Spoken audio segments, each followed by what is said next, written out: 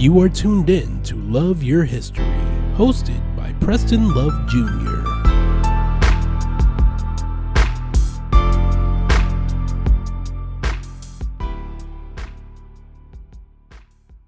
Hello there, I'm Preston Love Jr.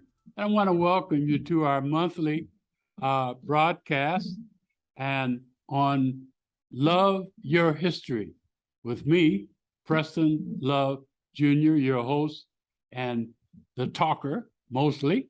We surely will have guests down the road, but for now, it's just me and you. And I hope that you enjoy this segment. This segment of Love Your History, we're going to focus on something that's a new concept for most of my Omaha audience, and that is the phenomena called Black August. How many of you know that? Not many of you do. Black August is something that I want to educate you on, and it has maybe a more profound future here in our city. There are many, many cities that celebrate Black August at the same level that is being celebrated by Black History Month and Juneteenth, Black August. And so what I want to share with you is a panel that I participated with, and we talked from several angles about Black August. But before I do, I wanted to mention that it's always my thrust to talk about history. That's why I want you to love your history. And I want to put a couple pins in a couple important parts of history that occurred since you've seen me last in last month's broadcast. One is that we honored here in our dear North Omaha one of our rising and important personalities now, Miss Simone Sanders. Miss Simone Sanders is a product of North Omaha, the son and daughter of many, many of us know Simone Sanders. I said the son and the daughter. I was going another direction. I'm saying that Simone is an important person in the current, and we surely celebrate her. But I bring her up at this time because Simone was honored by having a street named after her.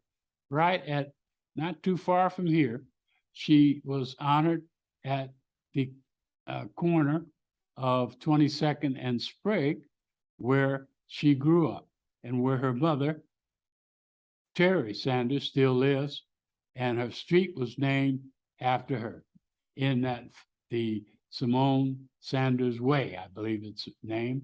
So I wanted you to so note that in your notes that we have so many. My understanding is we have about 36 streets that have been named after celebrities, African-American celebrities from our community, in our community, there's a street named after them. I could probably take a stab at naming all 36 and end up naming only 27 because I can't remember them all.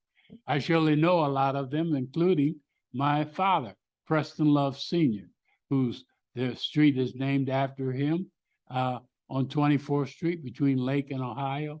I think of Bertha Calloway, who has a street named after her from 24th to 22nd on Lake, and so many, many others. I could just start naming them. The only reason I won't is because I don't think I can remember them all. But every one of them are important people, so many. I think I will get that list and share with you in one of the future broadcasts. I would also share with you that the Great Plains Black History Museum is now honoring all of those 36 with a display, a mobile display, where not only the street and the person is being honored, but a little bio on each one of them. It's an exhibition that is now in play. We're here for this show. I would hope that you would get down and visit the Great Plains Black Museum and receive that wonderful exhibit that they're putting together. I would add to this a short note on historical figures that who have been recently honored since the last broadcast. I add to that list the unbelievable, fantastic athlete, Mr. Gale Sayers. Gale Sayers was honored several days ago by Central High School with a unbelievable, wonderful, and dramatic bronze statue, full statue. And so I urge you to get yourself by Central High in the courtyard between the old and the new buildings, the wonderful statue of Gale Sayers. And I surely was he was a dear friend of mine. I was a friend and competitor since we were teenagers in Little League football. He and his brother Roger, and then myself played against each other at Little League football way back then, and then on to play against the two rival schools, Central and Tech. We were rivals. And then I, of course, played football for Nebraska, and Gale Sayers played for Kansas University. We were rivals then. And then I stepped away. That's one good way of saying it, because I tried to play pro. I was drafted by Detroit Lions, but I didn't make it. And Gale did make it with the Chicago Bears and went on to become a Hall of Famer. Gale Sayers, wonderful story. And so I say all of that, and I will say to you that I would like you to enjoy the short video that will not only explain to you about Black August, but also my response to the definition part of the panel that I was on about Black August, my perspective, and that we're going to show you on tape. The first thing that you will see is a kind of a very brief introduction to Black August by Franklin Thompson. And then you will then see my comments after that. I hope that you will enjoy it, but I also hope that you would learn about my perspective and your perspective on Black August. Good evening, good afternoon, everyone. Barry Thomas, my pronouns are he, him, his. I proudly serve as a member of the steering committee for the Omaha Community Council for Racial Justice and Reconciliation. I want to make sure that we start our meeting appropriately, or start our conversation appropriately. And I'm just going to start us off with a land acknowledgement. And I'll just read from what I have here. We begin by acknowledging that we meet on traditional lands served by the Omaha people. We honor America's first people and all elders, past, present, and emerging, and we are called on to learn about and share what we learn about the tribal history, culture, and contributions that have been suppressed in telling the story of America. And so with that, if I may, just kind of get us started around, or wrap, or get our wheels turning around the conversation of what is Black August, as I prepare to introduce our lovely speakers this evening, this afternoon. And so as being completely transparent and open, I just recently, within the last year or two, was familiarized with the concept of Black August. I spend Saturday mornings what I call studying. There's a program that comes on YouTube hosted by Karen Hunter, who's got a radio show on Sirius XM, and Dr. Greg Carr, who's the chair of the Black Studies Department at Howard University. They get together every Saturday morning and just really kind of talk about the current events and talk about modern issues, but they do so in a Africana studies framework. where they explore whatever may be, I mean, from Ukraine to the Supreme Court to whatever the topic may be hot for that particular week. They spend quite a bit of time just kind of examining and making these really, really fascinating connections to Black culture and Black history through this lens of how we look at the modern world. And so last year, last August, I want to say, I think it was 2021, they engaged in a conversation around Black August. And again, it was something that I was not familiar with. And so I started learning, I started listening to that show, and then it really kind of took a deep dive into all of these different, the different examples of what Black August stands for, which is basically, it's a moment to recognize the liberators of Black and African peoples who have been unjustly treated by the state.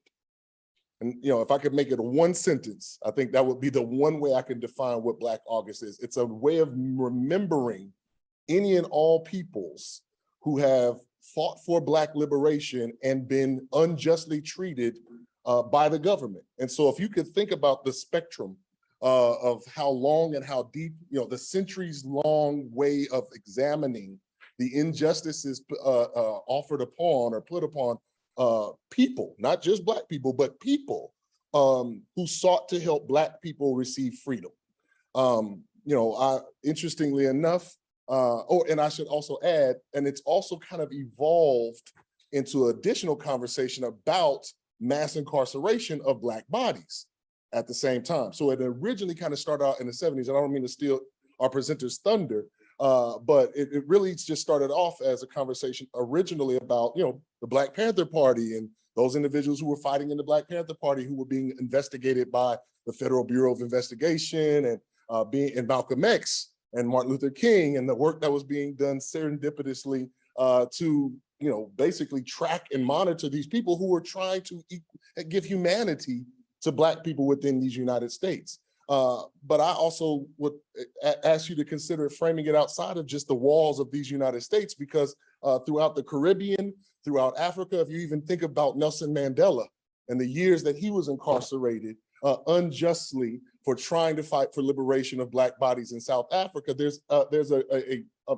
myriad of examples of Black people who were trying to fight for the liberation of the Black and all peoples, I should say, because when we throw abolitionists into the conversation, they also sought criminal and unjust penalty for trying to fight to end slavery. And even not even throwing big names out there, but just the everyday people, like the enslaved people who fought and ran away from enslavement, that were unjustly incarcerated and brought back into the plantation culture. So again, this can go a lot of different ways when we start talking about what is Black August.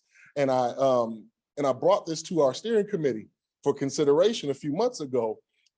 Can we have some time in August to talk about what is Black August? Can we have some time as a Omaha Community Council for Racial Justice and Reconciliation to dig deeper into, to have a community conversation about, you know, the struggle for Black liberation and those that are, you know, held unjustly accountable for that. And I was granted the space to put a program together. And you know, as I know, I'm not the most in-depth scholarly or expert in this particular topic. I thought about the people who I know locally who are fighting for Black liberation, the liberation of Black people through health, the liberation of Black people through voting, the liberation of Black people through the criminal justice system. Well, first of all, surely a pleasure. I want to quickly say that I am glad I'm here, but not because I'm a speaker, because I surely enjoyed every minute of Terry Crawford's presentation. I hope you did too. And so I didn't really research my comments. I began to take notes, Terry, on things that you both said, and I could speak for 4 hours. Surely good. I see you smiling back there, Chris. But on just response to many of the things that you said. I would say that if I had to put a title on whatever I say, it would be, and I'm not a singer, but if I could sing the title, it would be Deja Vu. Deja Vu. These conversations have gone on in my life over and over. And the good has been there, but the bad and ugly has returned. And our response sometimes is to talk about it, sometimes to act. It's a deja vu situation. I want you all to know that I don't have any hair dye at home. This gray that you see is natural. I am 80 years old. And I speak to you as someone who has lived for 80 years, but I've experienced, I have observed, I have studied, and to a small degree taught so much of what we will talk about and have talked about today. Can I ask you to just bear with me as I asked you where you were in life in 1975? Well, I'd already started down the road in 75. And by 1980, I was in Atlanta working for Andrew Young, who, as you may not know or may know, he was part of the inner circle with Martin Luther King. Andrew Young, also ambassador and mayor of Atlanta. While there, I became immersed in the civil rights families and in the civil rights of things at that point of time. It was the post-civil rights era, but the period in which we were in was analogous to the Reconstruction period. We were successful in the adjustments to the Constitution with the 13th Amendment as relates to slavery, the 14th Amendment, which relates to equal rights, so to speak, equal rights under the law, and the 15th Amendment. They were successes, so to speak, in adjusting the Constitution, and we had a period where we grew out of that adjustment. Are you with me so far? But that adjustment was made also in the form of civil rights legislation, the 1964 Civil Rights Act, the 1965 Voting Rights Act, the 1968 Fair Housing Act were victories from the civil rights movement. But in the 80s, we were fighting the same battle as we did after the Reconstruction period that grew a giant Jim Crow to push back on those victories. And the 80s was a pushback period. I was in Atlanta in that time frame. Martin Luther King had been assassinated. John F. Kennedy had been assassinated. Medgar Evers had been assassinated. Robert Kennedy had been assassinated. Malcolm X had been assassinated. Martin Luther King, I mentioned, had been assassinated. Are you getting the point? There was a pushback. And some parts of that was the assassination physically of our leaders. And so you ask the question with the list of names about another list, Marcus Garvey and all of that. They too were assassinated in their relative time frames. Not all of them were assassinated with a bullet. Some of them were assassinated by their character, misinformation. Some of them were assassinated and put in jail for the rest of their lives. In the case of Mr. George, he was assassinated and assassinated in the jail and maybe on purpose. My point is, first, I got in the fight, if you will, in the 80s. In 83, I stood and worked heavily to get elected, not only Andrew Young, who became the mayor, and worked with Maynard Jackson and all of his wonderful history, but the first Black mayor of Chicago, Harold Washington, who was to some degree a Black nationalist himself. He died unexpectedly as he tried to begin his second term. Most of you probably don't know that story.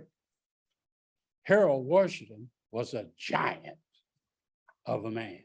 He became the mayor, but he too was a victim, as we speak of victims. And so I was there in 83. In 84, after Shirley Chisholm had run for president in 1972, the first major person of color to run for president was Jesse Jackson. He was the biggest thing in America, Black or white. He was as big as Beyonce for another reason. He was the rock star. He was everything. I was his campaign organizer and his campaign manager. My point, and I will stop there, is I've been down this road, deja vu. And I would say that if I had a subtitle for my comments, and I don't have an organized piece of comments, there's a couple things. If you are 80 and you have been in the struggle for 40 to 50 years, it is hard to talk and be straightforward and clear, because I do have so much in my head that anything, any pull of my coat, any important speech like you made, Terry, makes my mind go crazy, because I have some personal involvement in almost all of the things that we say. I know that may not make sense to all of you, because I was not here in Omaha most of your years here. I came back home in 2006. My famous dad had died. My mother had Alzheimer's. So some of you know me from when I came back. I had challenges when I came back. But you still, some of you, see me that person. I'm not that person anymore. And you need to get over it. Some of you see me because you have met me lately. But I want you to know that all of that is an accumulation of someone who's experienced life and these issues in a complex, up close sort of way. I speak from wisdom now. from the gray hair. And so I took notes, Terry, and here's the way I'm going to give you my speech. Oop, there's a little bit over here, there's some over here. There's that much. But let me just give you some words if you're taking notes, mental or otherwise. And it would be these few words: fairness, bias, racism, and amnesia.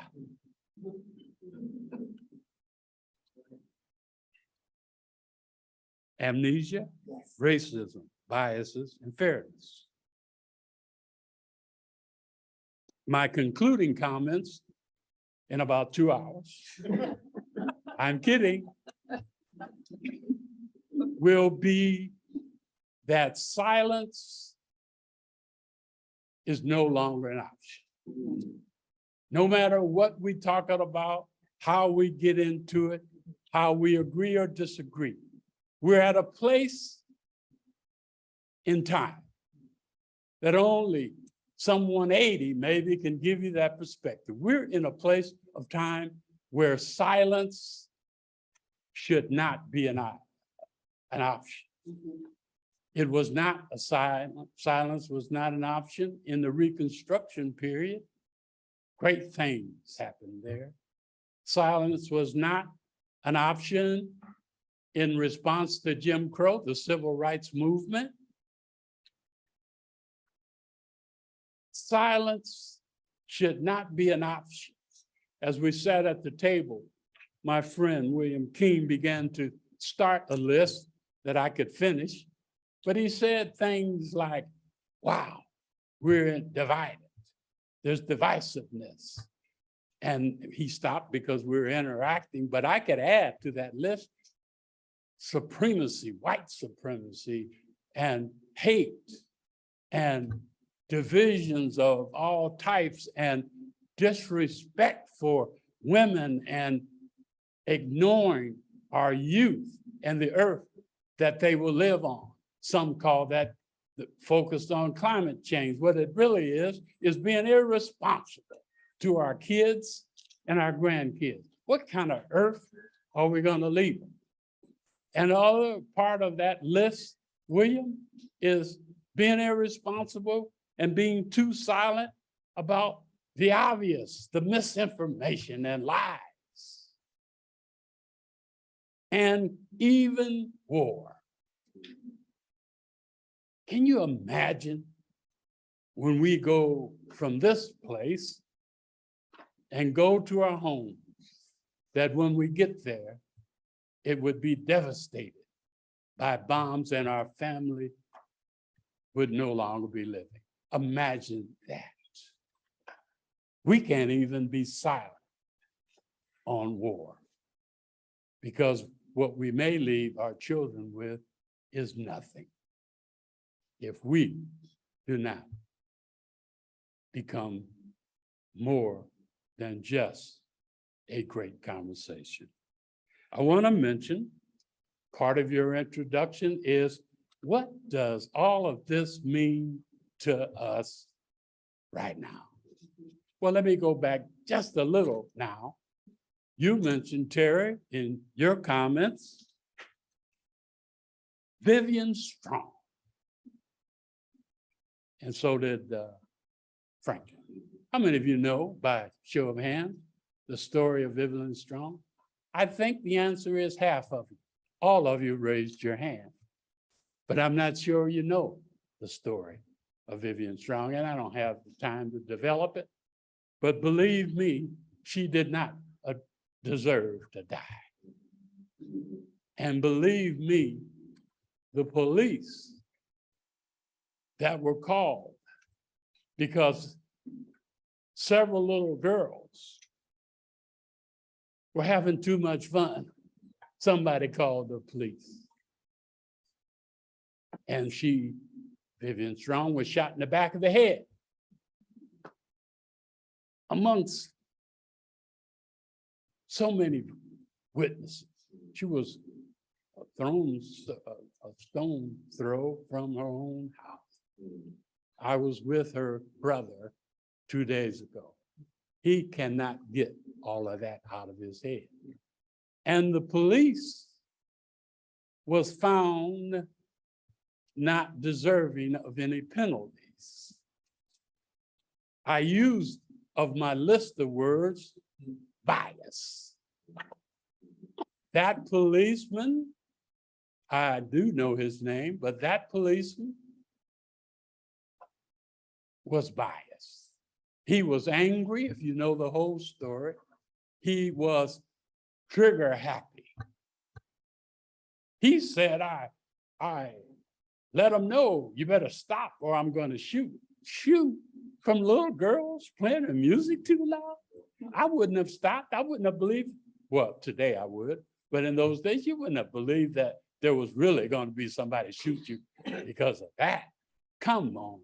Bias was the reason. And then that was in '69, just 2 years later. The former Black Panthers, may I say, for the record, that David Rice and Ed Poindexter were no longer with the Panthers. You know why? Because something you said. Let me get to that part. Something you said. You left out the name Edgar Hoover. You mentioned the counterintelligence movement, but they were going to get rid of the Black Panthers and anything associated with by any means necessary. So if they could orchestrate a situation where you would be killed, they would do that, our government. If they could orchestrate something that could take you to jail for the rest of their life, they did that. Yes. And so I say to you, in the essence of time, it's deja vu, George Floyd. I want to say this very quickly, because one of the things I could do with more time is I could start my speech. This was the introduction. With mass incarceration.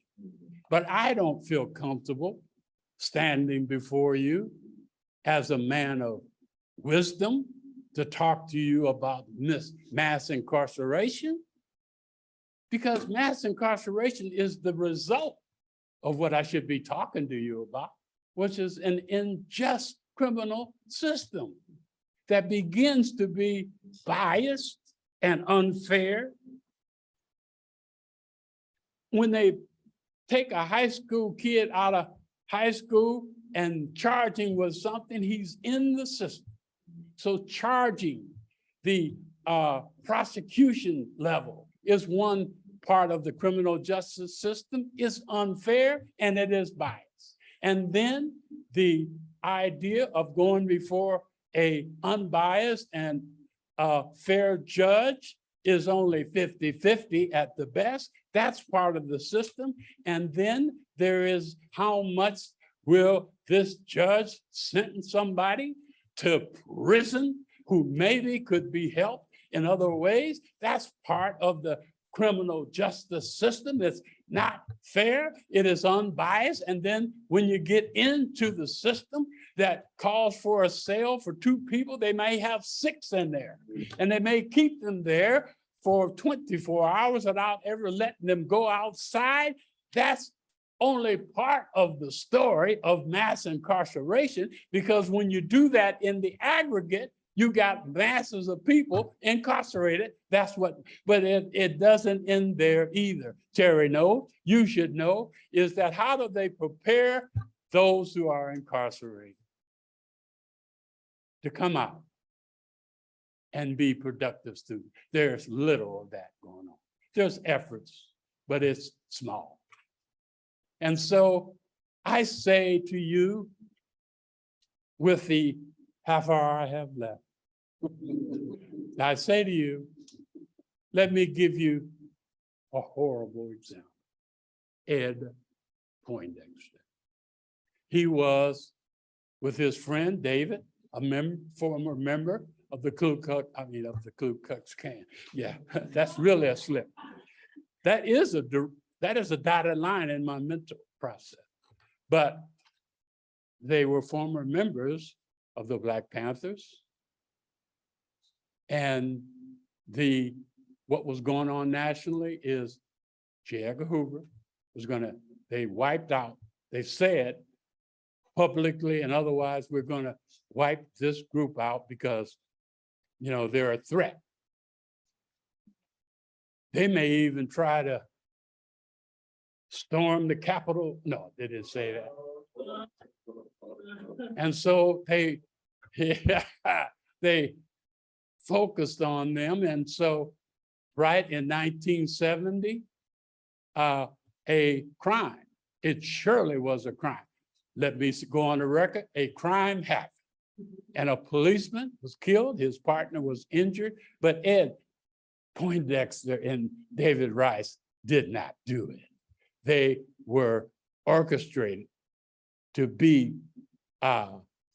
There are several theories, I won't take the time, but here's what happened and happening. They were sentenced to life. The details are not to life without parole, to life. Ed Poindexter, you talked about George when he was in prison. He was an activist in prison, and they were out to get him because not only was an activist outside, when he got inside, he started some stuff. Ed Poindexter has been in jail for 52 years. He has been a model prisoner. He has received a degree. He has written 2 books. He has taught kids. He has never gotten in any trouble. Ed Poindexter has been a model prisoner for a crime he did not do. Even if he did it, don't you think it's time after 52 years that he is no threat to society? I'm trying to see if we went to the governor and you don't go to get someone out of prison. You don't go to the prison director. You go to the governor. And you ask that not the parole board, but the pardons board have some mercy and consider this gentleman and his record and all of the things. They won't even do that here. Not even that. In fact, there are people who are before the parole board, you should know, and I'll try to shorten this, who want to get their record of spouse. In other words, they're out, they're living their life. So they're on the list, the people that the parole board sees. So when I went to talk to the governor, they said, well, he's too far down the list, even if we put him on. I said, well, put him on top of the list. He's been in, come on with that. And so there's no way, because of politics. Many of us have worked over the generations before I came back home to try to get him released. And some have walked away in disgust and exhaustion. I'm at the disgust level, getting close to exhaustion. I'm hoping that a miracle happens. We elect the third party governor this time. No, I'm kidding. But that whoever is governor would be open to having a conversation about Ed Poindexter. And may I say to you all, don't be silent on Ed Poindexter. By the way, real quickly on Vivian Strong, we're going to put a plaque up right in the area where she was shot. We'll talk a lot about that later. I will close, if I may. Terry used this trick. How many of you are experts in religion.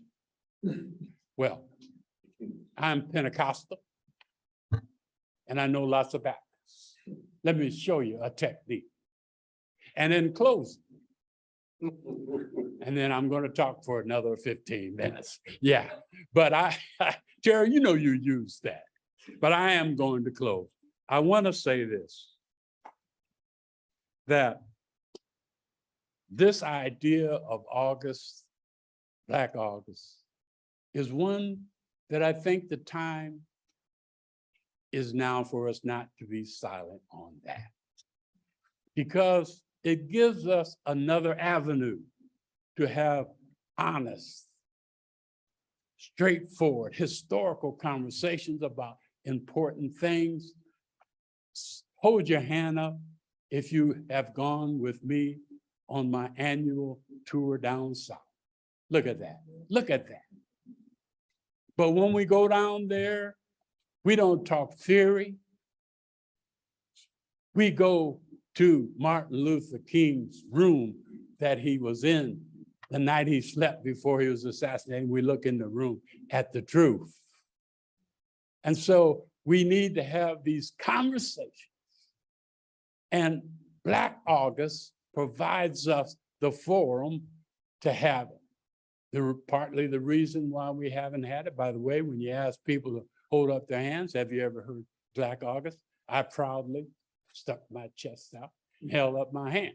What I didn't say is it ain't been that long that I have. But my point is that we know now. Yes. Let's don't be silent. Let's don't be silent on Ed Poindexter. Let's don't be silent on Black August. Let's don't be silent on all the nonsensical stuff going on, not in the world, there's lots of it, not in the nation, there's lots of it, but right here. Voter ID, senseless, ridiculous, taken over the Department of Education by the governor. That's nonsensical. And we should not be silent on that. We're not too far for someone coming in the legislature talking about let's pick up the books that they don't like. We can't be silent on that. I could go down the list. My last word on my list was amnesia. And I say to you, those of you watching, don't expect Black people to have amnesia about the past. You can forget if you want to, but we remember Vivian Strong. We remember Ed Poindexter. We remember all the indignities of redlining and all of that. We remember that. We don't have amnesia about our background. Don't expect us to stand with you while you forget. And so I leave with you just, there is so much to talk about, so much to cover. I will sing to you Deja Vu. Thank you.